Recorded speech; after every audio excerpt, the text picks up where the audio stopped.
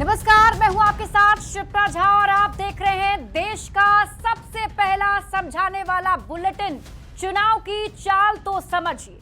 हमारी नजर चुनाव की हर एक चाल पर है, तो चुनाव से जुड़ी हर एक खबर आपको दिखाएंगे। खबर के अंदर की एक एक चाल भी आपको समझाएंगे। तो आइए जल्दी से आज की 4 बड़ी खबर पहले जान लेते हैं और उसके बाद आगे विस्तार से खबर आपको समझाएंगे। आज बुलेटिन में सबसे पहली खबर जो आपको समझाने वाले हैं, चुनाव की चाल आप समझिए। बक्सर की चुनावी सीटों का पूरा गुणा गणित आपको समझाएंगे। बक्सर सीट पर किन की दावेदारी रही है, बक्सर सीट कितना ऐतिहासिक है और बक्सर सीट के लिए किस तरीके से सियासी नूरा कुश्ती जारी है। दूसरी खबर आपको समझाने वाले हैं, उपराष्ट्रपति चुनाव में संख्या किसके साथ है।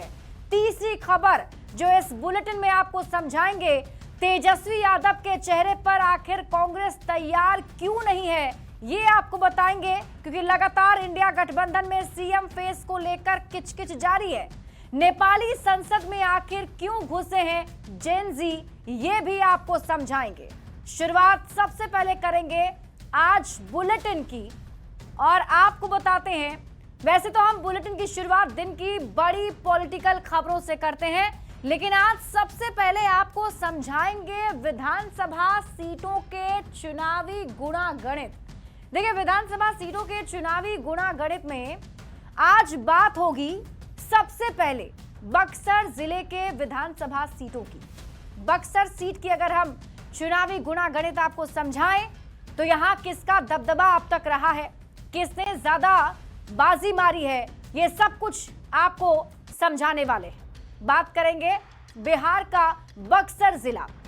बिहार का बक्सर जिला गंगा नदी के किनारे बसा हुआ है और ये बक्सर जिला कितना महत्वपूर्ण है, कितना ऐतिहासिक है और कब इस सीट पर किस किस पार्टी ने जीत दर्ज की है, किस पार्टी का दबदबा यहां बना हुआ है, कौन से वोटर्स निर्णायक भूमिका में होती हैं, क्योंकि आप सबको पता है विधानसभा के चुनाव में अब बहुत कम समय रह गया है। तो ऐसे में अब चुनावी गुणा गणित समझना भी बहुत जरूरी है, क्योंकि जो राजनीतिक दल हैं उनकी तरफ से भी पूरी कोशिश की जा रही है सीट शेयरिंग को लेकर, सीटों के बंटवारे को लेकर, कौन सी सीट किसके खाते में जाएगी, इन सब पर मंथन किया जा रहा है। तो हम आपको समझाने वाले हैं कि आखिर कौन से सीट पर कौन सा उम्मीदवार ज्यादा बार जीता है। और आज चुनावी गुणा गणित में सबसे पहले बात हम बक्सर की ही करने वाले हैं। बक्सर भारतीय इतिहास में एक महत्वपूर्ण स्थान है और यहां 1539 में चौसा का युद्ध हुआ था। और आपको यह भी बता दें कि दूसरा महत्वपूर्ण युद्ध बक्सर का 1764 को लड़ा गया था। और आज हम इसी बक्सर की चुनावी लड़ाई को आपको समझाने जा रहे हैं। देखिए, बक्सर की अगर हम बात करते हैं तो बक्सर के अंदर, जिले के अंदर 4 विधानसभा की सीटें आती हैं। कौन कौन सी सीटें हैं वो जान लीजिए।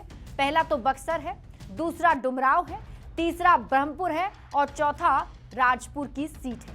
यानी कि 4 विधानसभा की सीटें बक्सर जिले के अंतर्गत आती हैं। फिलहाल बक्सर विधानसभा की जो सीट है उसकी अगर बात करें तो बक्सर विधानसभा की सीट पर कांग्रेस के विधायक हैं। नाम क्या है उनका, तो मुन्ना तिवारी। तो संजय, इसके साथ ही आपको बताते हैं कि विधानसभा की सीट अभी फिलहाल कांग्रेस के पास है, जहां के विधायक संजय कुमार तिवारी उर्फ मुन्ना तिवारी हैं। और दूसरी सीट जो बक्सर जिले में आती है वो है डुमराव विधानसभा की सीट। अगर डुमराव विधानसभा की सीट की बात करें, फिलहाल ये सीट किसके पास है, अगर हम इसकी जानकारी आपको दें तो दूसरी सीट डुमराव विधानसभा की सीपीआई एमएल के कब्जे में है और यहां से अजीत कुमार सिंह या कहें कि अजीत कुशवाहा विधायक हैं। बात कर लेते हैं ब्रह्मपुर सीट की। ब्रह्मपुर की बात की जाए तो यहां से आरजेडी के शंभूनाथ यादव विधायक हैं, जबकि राजपुर की सीट भी कांग्रेस के पास ही है, जहां से विश्वनाथ राम विधायक है। बक्सर विधानसभा की सीट की बात करें तो यहां 17 विधानसभा के चुनाव हुए हैं। मतलब बक्सर विधानसभा की सीट पर अब तक 17 बार चुनाव हो चुके हैं। अब हम आपको बताते हैं कि इन 17 बारी में किस पार्टी ने कितनी बार जीत दर्ज की है। तो सबसे पहले आप जान लीजिए कि सबसे ज्यादा जीत यहां से दर्ज की है कांग्रेस पार्टी ने 10 मर्तबा।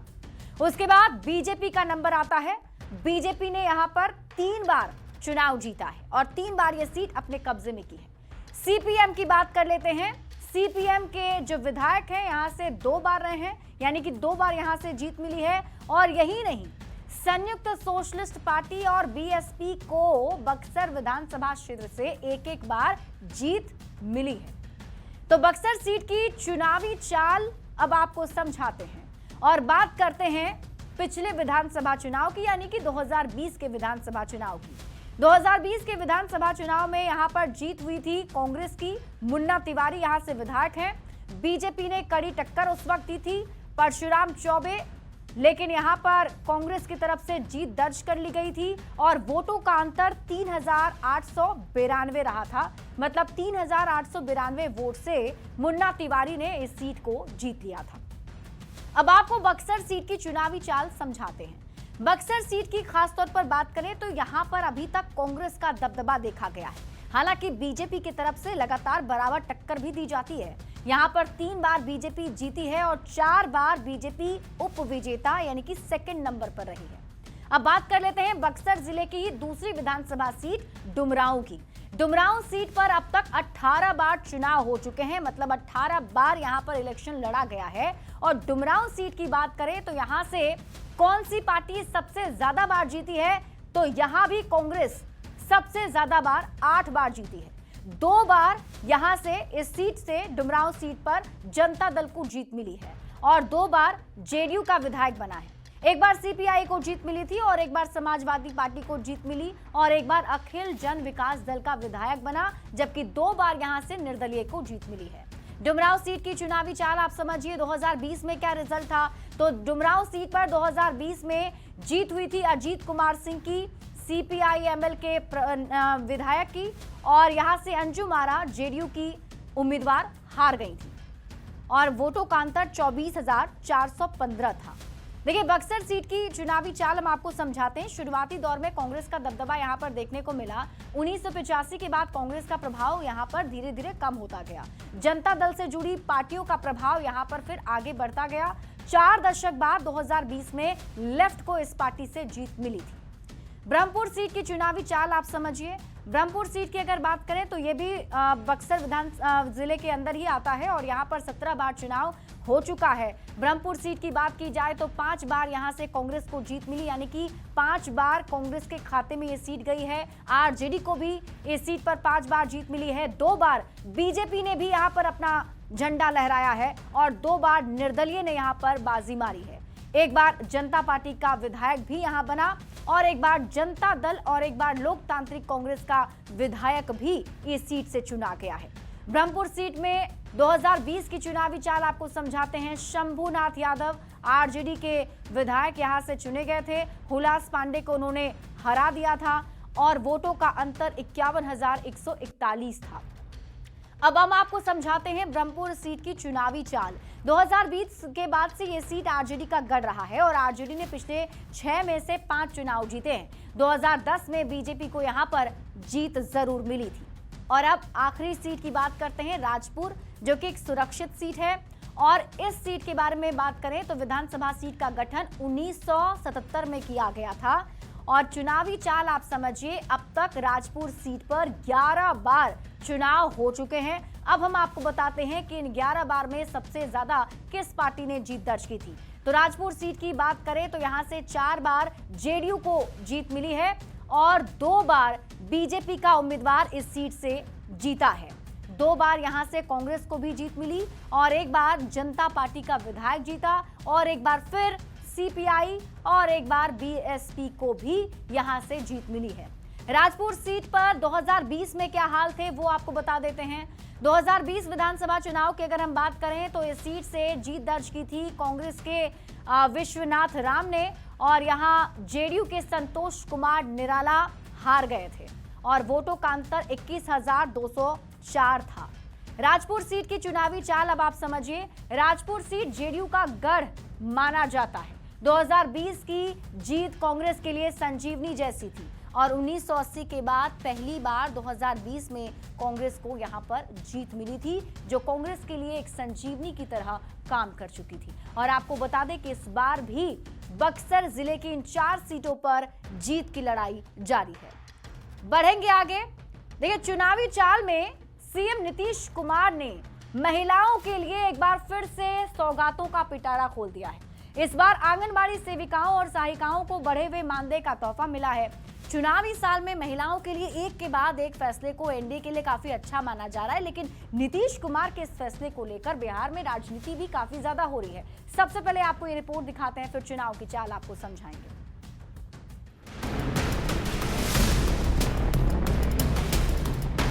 सीएम नीतीश कुमार ने बिहार की महिलाओं को 2 बड़ी सौगात दी है। मुख्यमंत्री ने 80 पिंक बसों का शुभारंभ किया, साथ ही आंगनबाड़ी सेविका और सहायिकाओं का मानदेय बढ़ाने का भी ऐलान किया।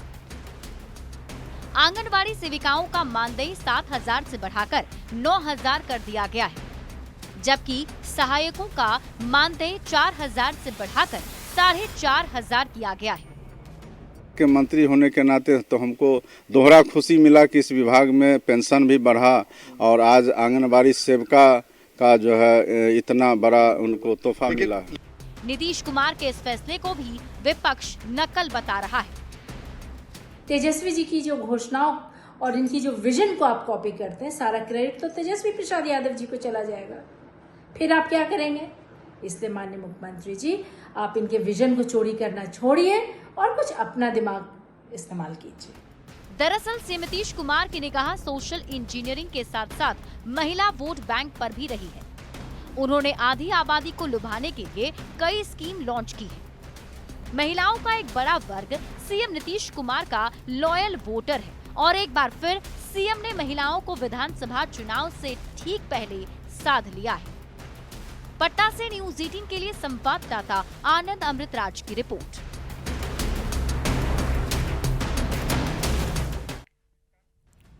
देखिए, बिहार में महिला वोटर्स को लेकर सियासी चाल चली जा रही है। हर एक पार्टी महिला वोटर को अपने पाले में करने की कोशिश कर रही है और सरकार की तरफ से बड़े ऐलान किए जा रहे हैं। तो चुनाव की चाल अब आप समझिए। देखिए, नीतीश सरकार महिलाओं पर इतनी ज्यादा मेहरबान क्यों है? सबके मन में अब यही सवाल उठ रहा होगा कि आखिर महिलाओं के लिए इतनी बड़ी सौगात मुख्यमंत्री बार बार क्यों दे रहे हैं? तो चुनाव की चाल को समझने के लिए आपको ये समझना जरूरी है कि चुनावी साल में नीतीश सरकार ने महिलाओं को क्या क्या सौगात दी है। एक एक करके हम आपको पॉइंट टू पॉइंट वो बताते हैं कि अब तक नीतीश सरकार ने महिलाओं पर कितनी मेहरबानी दिखाई है और क्या क्या सौगात मिली है। सबसे पहले बात कर लेते हैं, चुनाव साल पहले विधवा पेंशन की राशि बढ़ा दी गई, जिसमें महिलाओं की राशि ज्यादा मिलेगी। जीविका कर्मियों का मानदेय भी सरकार ने दोगुना कर दिया है। यही नहीं, जीविका दीदी को 7% ब्याज पर 3 लाख तक का लोन भी देने की बात कही गई है। आशा ममता कार्यकर्ता का मानदेय बढ़ा दिया गया है। साथ ही जो रसोइया हैं उनका भी मानदेय सरकार ने बढ़ा दिया है। और यही नहीं, वर्किंग महिलाएं जो हैं उनके लिए पिंक बस की शुरुआत भी की गई है। मतलब अगर आने जाने में जो दिक्कत होती थी महिलाओं को, अब वो भी नहीं होगी। साथ ही साथ सरकारी नौकरी में भी बड़ा तोहफा मिला है। 33% का आरक्षण लागू किया गया है और 100% डोमिसाइल महिलाओं के लिए सरकार ने लागू किया है।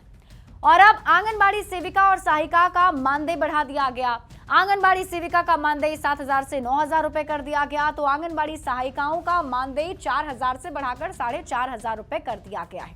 तो आंगनबाड़ी सेविका सहायिका के काम क्या है, अब आपको ये बताते हैं। इनके काम है ग्रामीण व्यवस्था में बड़ी भूमिका। गर्भवती महिलाओं को लेकर इनकी बड़ी भूमिका मानी जाती है। चुनावी साल में फैसला एनडीए को फायदा पहुंचा सकता है। तो बिहार में आंगनबाड़ी सेविका और सहायिकाओं की संख्या कितनी है, इसकी अगर बात करें तो इनकी संख्या है 2,10,151। अब आप चुनाव की चाल को समझिए। मतदान में भागीदारी जब जब महिलाओं की बढ़ी है उसमें फायदा नीतीश सरकार को मिला है। और कब से बढ़ा है ये मतदान प्रतिशत, आपको बताते हैं। विधानसभा चुनाव 2010 की बात कर लीजिए, 53% पुरुषों ने मतदान किया था, तो 54.5% महिला मतदाता ने मतदान किया था। फिर साल 2015 में जब विधानसभा के चुनाव बिहार में हुए तो उस वक्त भी महिला मतदाताओं की संख्या ज्यादा थी। 51.1% पुरुष मतदाताओं ने वोट किए तो 60% महिला मतदाताओं ने वोट किए हैं। फिर साल 2020 में जब बिहार में विधानसभा का चुनाव हुआ, फिर महिला मतदाताओं की संख्या पुरुषों के मुकाबले ज्यादा रही। 54.6% पुरुष ने वोट किया तो 59.7% महिलाओं ने वोट किया है। अब आप चुनाव की चाल तो समझिए, महिलाओं की ज्यादा वोटिंग का रिजल्ट क्या रहा।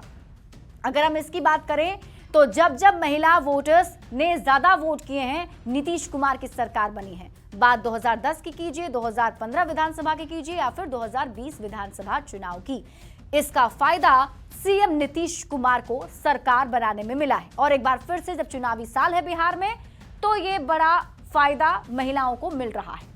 बढ़ते हैं आगे और बात अगली खबर की। उपराष्ट्रपति चुनाव को लेकर जेडीयू सांसद कौशलेंद्र कुमार के आवास पर जेडीयू संसदीय दल की बैठक हुई और एनडीए के उपराष्ट्रपति पद के उम्मीदवार सीपी राधाकृष्णन के समर्थन की रणनीति बनाई गई है। सबसे पहले हम आपको ये रिपोर्ट दिखाते हैं, फिर चुनाव की चाल आपको समझाएंगे। तारीख 9 सितंबर, दिन मंगलवार, उपराष्ट्रपति का चुनाव। मुकाबला एनडीए उम्मीदवार सीपी राधाकृष्णन और इंडिया ब्लॉक के उम्मीदवार बी सुदर्शन रेड्डी के बीच। दोनों ही ओर से अपने अपने उम्मीदवार की जीत को लेकर रणनीति बनाई जा रही है। इसी कड़ी में दिल्ली में जेडीयू संसदीय दल की बैठक हुई। सांसद कौशलेंद्र कुमार के आवास पर जेडीयू के सभी सांसद जुटे और मंगलवार के चुनाव में सीपी राधाकृष्णन के समर्थन में वोट करने की रणनीति बनाई गई। बैठक के बाद केंद्रीय मंत्री और जेडीयू सांसद ललन सिंह ने कहा कि 100% से ज्यादा सीपी राधाकृष्णन की जीत को लेकर वे आश्वस्त हैं। जनता दल यूनाइटेड पार्टी पूरी एकजुटता के साथ और मुस्तैदी के साथ एनडीए के उम्मीदवार आदरणीय प्रधानमंत्री नरेंद्र मोदी जी द्वारा घोषित उम्मीदवार के समर्थन में खड़ा है। उपराष्ट्रपति चुनाव के पहले दिल्ली में बीजेपी सांसदों की रविवार से 2 दिन की कार्यशाला भी शुरू हुई, जिसमें सांसदों को उपराष्ट्रपति चुनाव की प्रक्रिया को लेकर प्रशिक्षण भी शामिल है।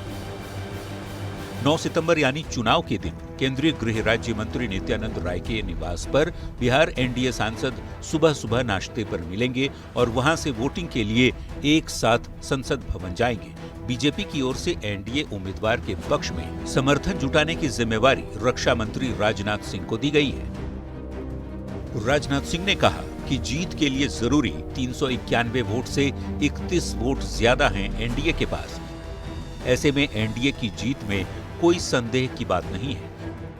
दूसरी ओर इंडिया ब्लॉक के उम्मीदवार बी सुदर्शन रेड्डी भी अपने लिए समर्थन जुटाने में जुटे हैं। इसी कड़ी में उन्होंने आरजेडी अध्यक्ष लालू प्रसाद से मुलाकात की, जिस पर बीजेपी ने निशाना साधा है।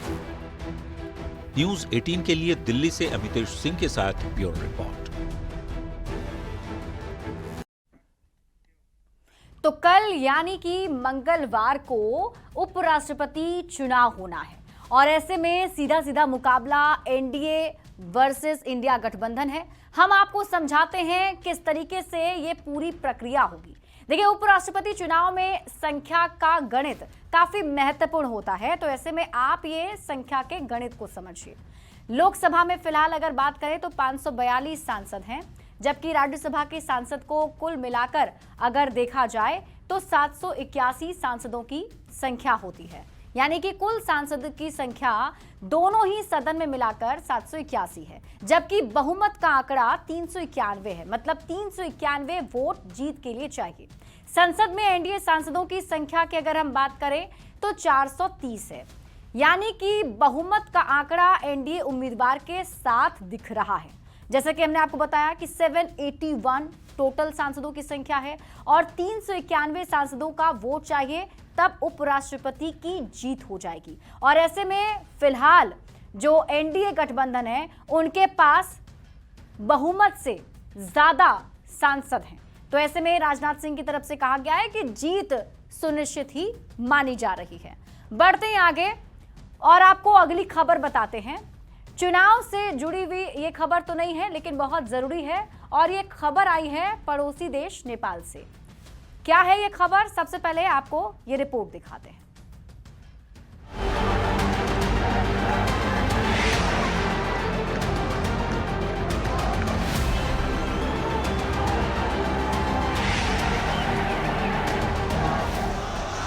नेपाल की सरकार ने व्हाट्सएप, एक्स और इंस्टाग्राम सहित 26 सोशल मीडिया प्लेटफॉर्म पर बैन लगा दिया। इसी के बाद वहां विद्रोह भड़क उठा। नेपाल की राजधानी काठमांडू में उस वक्त बवाल मच गया जब हजारों की तादाद में युवा प्रदर्शनकारी नेपाल की केपी शर्मा ओली सरकार के खिलाफ विरोध जताते हुए वहां के संसद भवन में घुस गए। प्रदर्शनकारियों को वहां से खदेड़ने के लिए नेपाल की सेना को बुला लिया गया। इसके बाद वहां लाठीचार्ज हुआ, आंसू गैस के गोले दागे गए, गोलियां चलाई गई, जिसमें कई प्रदर्शनकारियों के मारे जाने की खबर है। नेपाल के कई अखबारों और वेबसाइट की रिपोर्ट में ये आरोप लगाया गया कि नेपाल की सरकार ने भ्रष्टाचार के खिलाफ उठ रही आवाजों को दबाने के लिए अचानक वहां एक साथ 26 सोशल मीडिया ऐप पर बैन लगा दिया। हालांकि नेपाल की केपी शर्मा ओली की सरकार के मुताबिक उन्होंने 2024 में नेपाल में चल रहे सोशल मीडिया प्लेटफॉर्म चलाने वाली कंपनियों को ये निर्देश दिए थे कि वो अपनी कंपनियों को नेपाल में रजिस्टर करवाएं। जिन कंपनियों ने पिछले साल बनाए गए इस कानून का पालन नहीं किया, उनके ऐप नेपाल में बैन कर दिए गए। इसी के विरोध में वहां के हमी नेपाल नाम के एक संगठन ने विरोध में एक रैली निकालने का फैसला किया। इस प्रदर्शन का नाम जेन जेड रिवॉल्यूशन रखा गया, जिसे जेनजी रिवॉल्यूशन भी कहते हैं। जेनजी 1997 से 2012 के बीच पैदा हुए बच्चों को कहा जाता है। माना जा रहा है कि नेपाल में इस प्रदर्शन की अगुवाई इन्हीं युवाओं ने की। Bureau report, news 18।